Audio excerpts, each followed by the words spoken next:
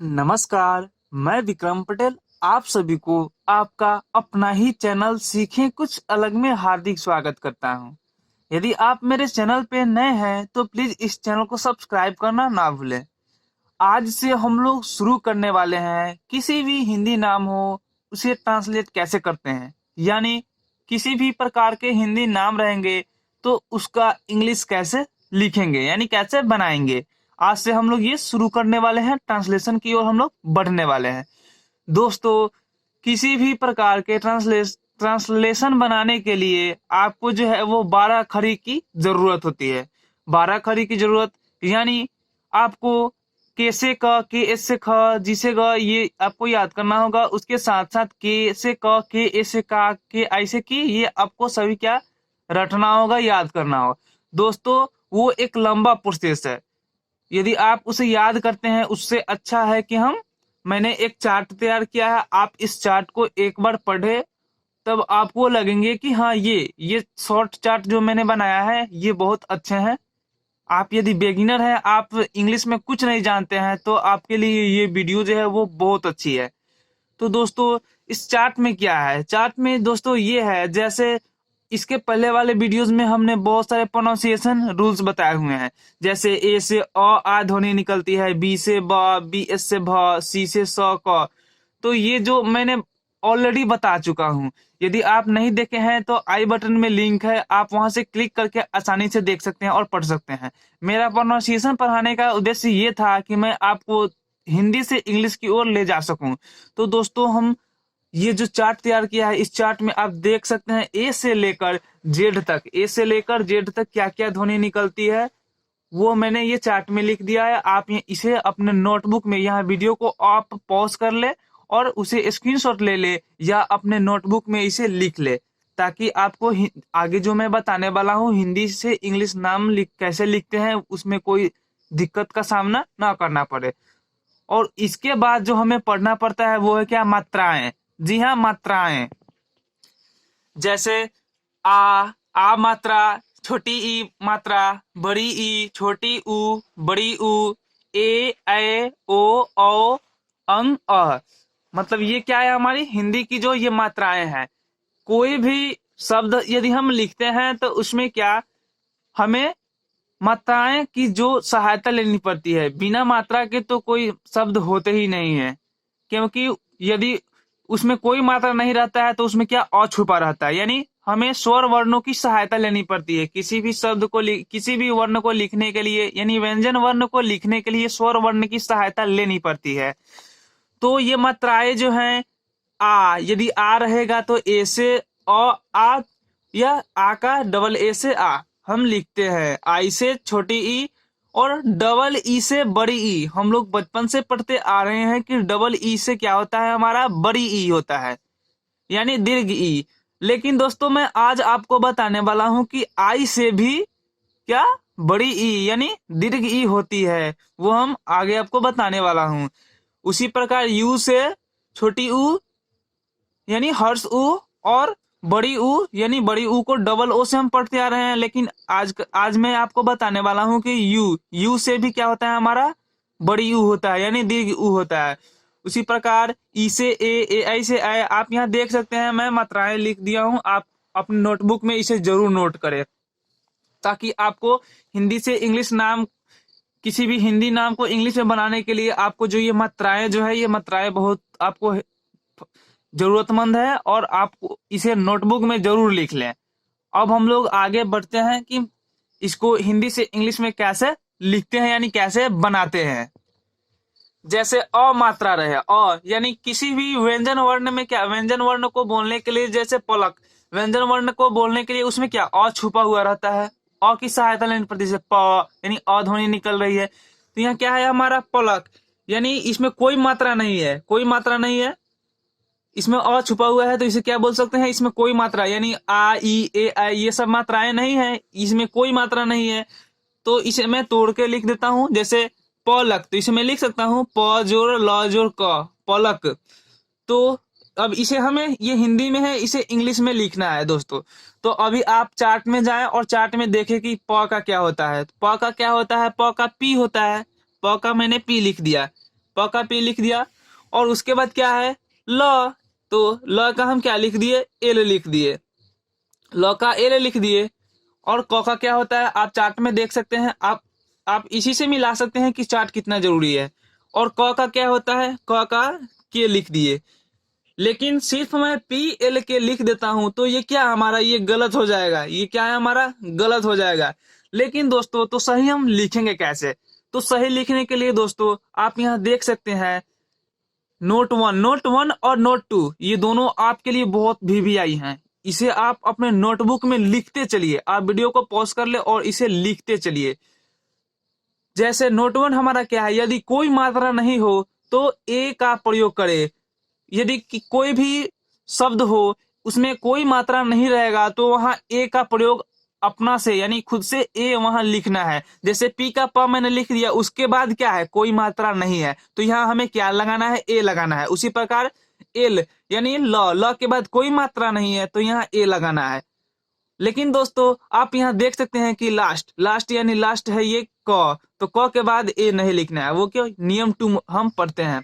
नियम 2 हमारा क्या कहता है, यदि अंतिम वर्ण के साथ यानी अंतिम वर्ण, क्या अंतिम वर्ण यानी जो लास्ट में जो वर्ण रहेगा अंतिम वर्ण उसे ही ना बोलते हैं। यदि अंतिम वर्ण के साथ मात्रा नहीं हो यानी कोई मात्रा नहीं हो, मात्रा क्या आ ई ए ऐ ये सब मात्राएं नहीं हो, तब उसके साथ ए का प्रयोग नहीं करना है। ए का प्रयोग नहीं करें यानी ना करें, ए का प्रयोग नहीं करना है। तो आपने दो चीजें सीखी यहाँ पे कि कोई मात्रा नहीं रहेगा तो वहां ए का प्रयोग करना है, लेकिन लास्ट में ए का प्रयोग नहीं करना है। यदि मात्रा दिया रहे तब करना है, यदि मात्रा नहीं रहे तो ए का प्रयोग नहीं करना है। तो यहाँ क्या है, प के बाद कोई मात्रा नहीं है तो यहाँ मैं क्या लिखूंगा, ए लिखूंगा, पी ए हो गया। ल का एल मैंने लिख दिया, लेकिन ल के बाद कोई मात्रा नहीं है। यहाँ आप देख सकते हैं यहाँ कोई मात्रा नहीं है, तो कोई मात्रा नहीं है तो यहाँ फिर मैं क्या लगाऊंगा, ए लगाऊंगा। यहाँ मैं ए लिख देता हूँ। और के का क हो गया। और उसके बाद ये क्या है, हमारा लास्ट वर्ण है। लास्ट वर्ण है तो आप नियम 2 पढ़े हैं कि लास्ट वर्ण के साथ ए का प्रयोग नहीं करें। यदि आ दिया रहता, यदि पल का यानी यहाँ पे आपको मात्राएं दी हुई रहती तब आप ए का या उसका जो इंग्लिश होता है वो प्रयोग करें, लेकिन यहाँ कोई मात्रा नहीं दिया हुआ है तो यहाँ मैं छोड़ देता हूँ क्योंकि ये अंत है, लास्ट है। तो ये क्या हो गया हमारा, पी ए एल ए के पलक, ये क्या हो गया हमारा, ये सही हो गया। इस तरह से हम इंग्लिश बनाएंगे। तो हम कुछ एग्जाम्पल देखकर प्रैक्टिस भी कर लेते हैं। जैसे हमारा एग्जाम्पल है, एग्जाम्पल यहाँ पे है हमारा कमल, कमल। तो दोस्तों इसको मैं तोड़ देता हूँ ताकि आप बिल्कुल कुछ नहीं जानते हैं तो आपके लिए ये वीडियो दोस्तों ये बहुत अच्छी है। इस वीडियो को अंत तक आप जरूर देखें। कमल है तो क म ल, तो क का क्या चार्ट में आप देख सकते हैं, क का क्या है, क का क्या होगा, के। और कोई मात्रा यहाँ नहीं है तो क्या लगाना है, ए लगाना है। तो के ए मैंने लगा दिया। और म का क्या होता है, एम, तो यहाँ एम लिख देना है। यहाँ फिर कोई मात्राएं नहीं है तो क्या लगाना है, ए लगाना है। और ल का क्या होता है, एल, तो एल। और ये क्या है, लास्ट वर्ण है, इसके साथ ए का प्रयोग नहीं करेंगे, कोई मात्रा नहीं है तो इसे हम क्या पढ़ेंगे, कमल। ये क्या हो गया हमारा, ये सही हो गया। और दूसरा हमारा क्या है, नरक है दूसरा, नरक। तो इसे मैं तोड़ के लिख दिया, न र क, तो न का क्या होगा, यहाँ एन होगा। न का एन आप चार्ट में देख सकते हैं, न। और कोई मात्रा नहीं है तो क्या लिखेंगे, ए लिखेंगे, कोई मात्रा नहीं है तो ए लिखेंगे। और र का क्या होगा, आर, तो आर मैंने यहाँ लिख दिया। और फिर यहाँ कोई मात्रा नहीं है तो क्या होगा, ए लगाएंगे। और लास्ट हमारा ये क्या है, लास्ट वर्ण है क, तो क का क्या होगा, के। और लास्ट वर्ण के साथ ए का प्रयोग नहीं करते हैं तो ये क्या हो गया हमारा, नरक, NARK। This is right. उसके बाद हमारा है अमन है हमारा। तो अमन अ का क्या होता है दोस्तों, आप चार्ट में देख सकते हैं। अ का क्या होता है, ए, तो ए मैंने लिख दिया। लेकिन अ तो खुद एक मात्रा है, अ तो खुद एक मात्रा है तो इसके साथ ए का तो प्रयोग करना ही नहीं है।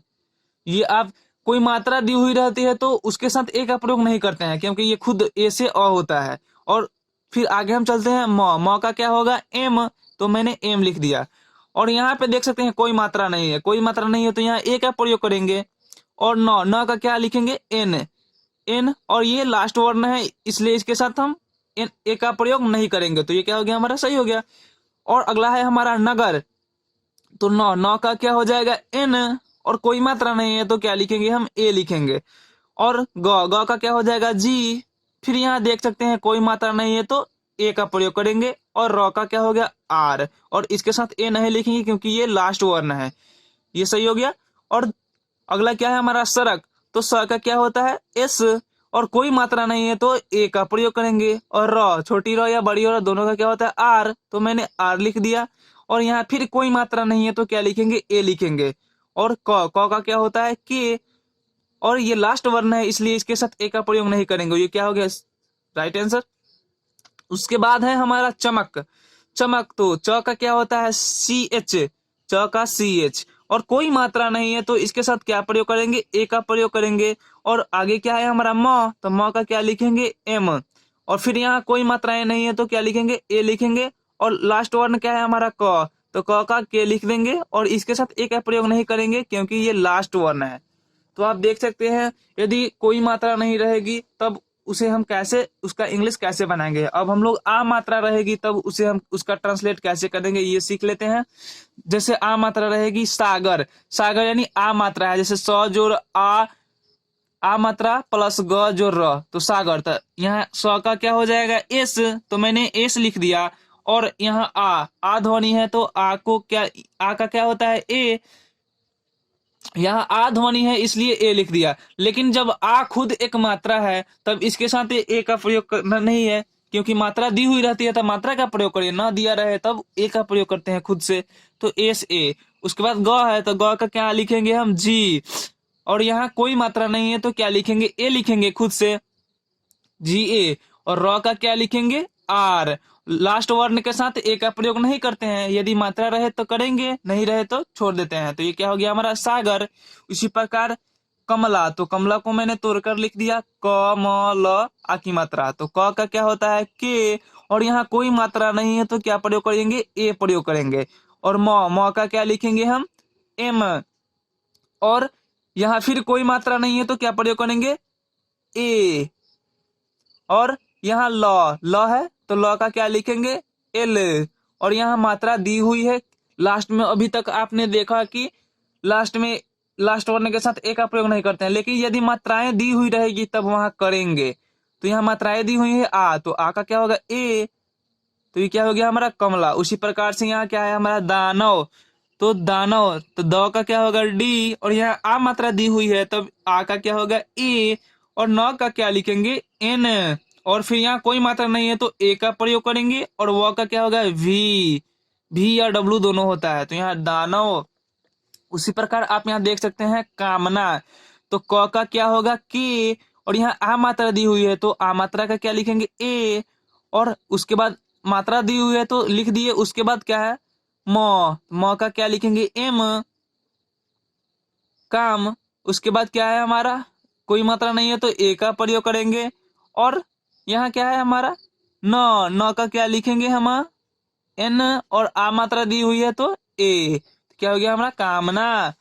ऐसे इंग्लिश में आप देख सकते हैं इसे कमाना यानी कामना पढ़ेंगे इसे, यहाँ कोई नहीं रहता, कोई मात्रा नहीं है तो ए का प्रयोग करते हैं। उसी प्रकार सपना, तो क्या स का क्या लिखेंगे एस, एस। उसके बाद कोई मात्रा नहीं है तो ए का प्रयोग करेंगे। और पी का क्या लिखेंगे प। तो दोस्तों यहाँ आप ए लगा भी सकते हैं और नहीं भी लगा सकते हैं, क्योंकि यहाँ ना लास्ट में क्या आ रहा है हमारा ना, यानी आ जा रहा है, तो यहाँ आप इसके पहले वाले के यहाँ छोड़ भी सकते हैं, यहाँ एक ए नहीं लिख सकते हैं। तो यहाँ मैं न का क्या लिख देता हूँ एन, और आ मात्रा है तो ए, यानी अंत में यदि यहाँ कामना मैंने बनाया तो यहाँ ए लिख भी सकता हूँ और नहीं भी लिख सकता हूँ, क्योंकि नाम में अधिकतम नहीं लिखा जाता है। तो आप देख सकते हैं कि आ मात्रा वाले हिंदी शब्द रहेंगे तब उसका इंग्लिश कैसे बनाएंगे। अब हम लोग छोटी ई की मात्रा वाले सीखते हैं। जैसे छोटी ई यानी हर्ष ई, हर्ष ई को इंग्लिश क्या होता है आई, आई से छोटी ई। तो यहाँ आप देख सकते हैं विजय, क्या है हमारा विजय, तो विजय यहाँ क्या है हर्ष ई है, तो यहाँ हर्ष ई प्लस व प्लस ज जोड़िया।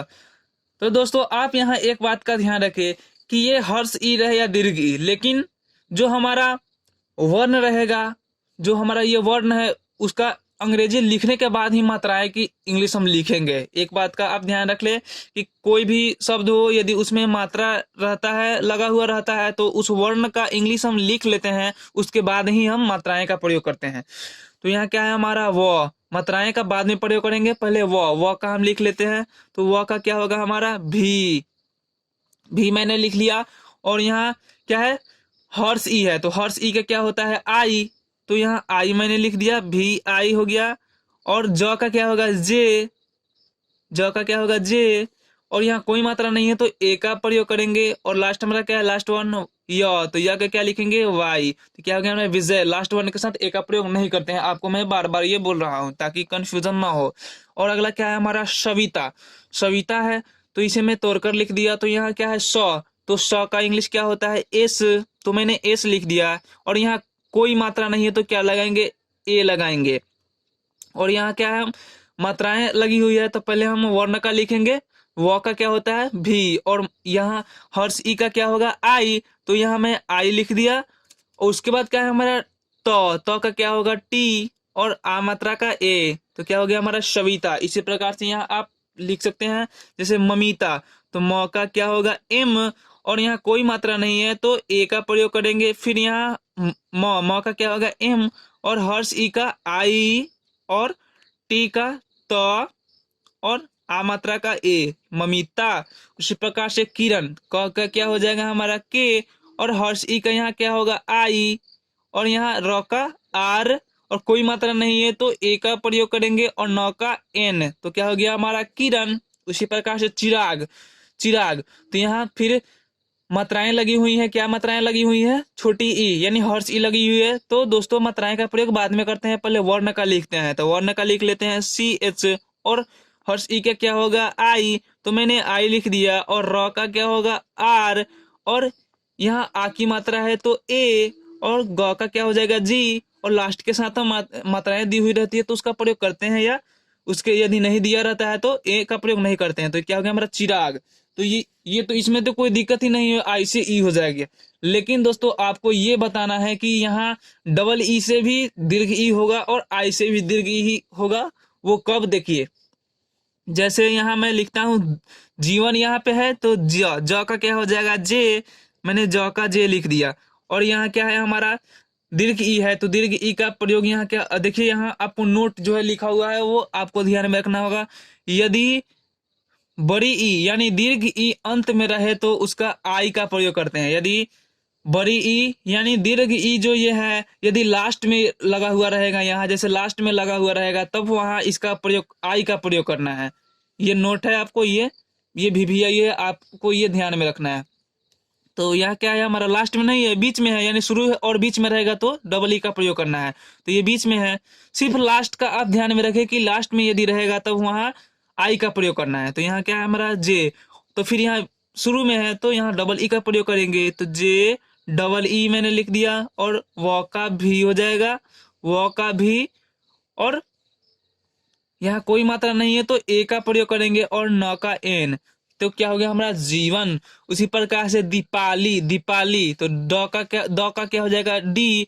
और यहाँ यहाँ बड़ी ई यानी दीर्घ ई का क्या हो जाएगा डी डबल ई। और पी का प, और आ मात्रा का ए, और ल का एल। और यहाँ आप देख सकते हैं लास्ट में नोट क्या बोला जा रहा है, यदि लास्ट में किसी भी नाम के लास्ट में बड़ी ई यानी दीर्घ ई रहेगा तब वहाँ आई का प्रयोग करना है। तब यहाँ मैं क्या प्रयोग करूंगा आई, यहाँ डबल ई का प्रयोग नहीं करते हैं क्योंकि लास्ट में है। सिर्फ ये आपको सीखना था। उसी प्रकार से क्या है हमारा राखी, तो र का क्या हो जाएगा हमारा आर, और आ मात्रा का क्या हो जाएगा ए, और ख का क्या हो जाएगा के एच से ख। और यहाँ लास्ट में है तब यहाँ डबल ई का प्रयोग हम नहीं करेंगे, यहाँ आई का प्रयोग करेंगे, आई का प्रयोग करेंगे राखी। उसी प्रकार से यहाँ सीखा, तो स का क्या हो जाएगा एस। और यहाँ देख सकते हैं शुरू में यानी जो दीर्घ ई है वो शुरू में है, लास्ट में रहता है तब उसका आई प्रयोग करते हैं। तो यहाँ क्या प्रयोग करेंगे डबल ई, तो एस डबल ई, और ख का क्या हो जाएगा के एस से ख, और आ मात्रा का ए। तो आप देख सकते हैं कि डबल ई और आई का प्रयोग कब करते हैं, डबल ई का तो प्रयोग हम करते ही हैं बड़ी ई का, लेकिन सिर्फ लास्ट में यदि बड़ी ई रहे यानी दीर्घ ई रहता है तब वहाँ आई का प्रयोग करते हैं। अब हम लोग सेम इसी प्रोसेस के साथ छोटी ऊ और बड़ी ऊ में होता है। तो छोटी ऊ यानी यू से ऊ यानी हर्ष ऊ, तो हर्ष ऊ यू से हर्ष ऊ हो जाएगा। तो यहाँ क्या है हमारा स, तो स का मैं लिख देता हूँ, एस मैंने लिख दिया, और यहाँ हर्ष ऊ का क्या लिखेंगे, यू लिखेंगे। तो मैंने यू लिख दिया, एस यू मैंने लिख दिया। और उसके बाद क्या है हमारा म, तो म का क्या होता है एम, एम से म, एस यू एम, और यहाँ कोई मात्रा नहीं है तब ए का प्रयोग करेंगे, तो एस यू एम ए। और यहाँ क्या है न, न का क्या होता है एन, तो मैंने लिख दिया, और लास्ट वर्ण के साथ ए का प्रयोग नहीं करते हैं, तो S U M A N.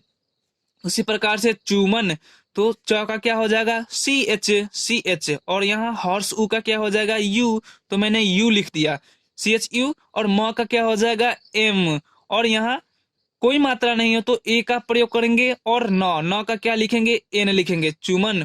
उसी प्रकार से आप देख सकते हैं यहाँ मैंने एक और एग्जांपल लिया है उमा।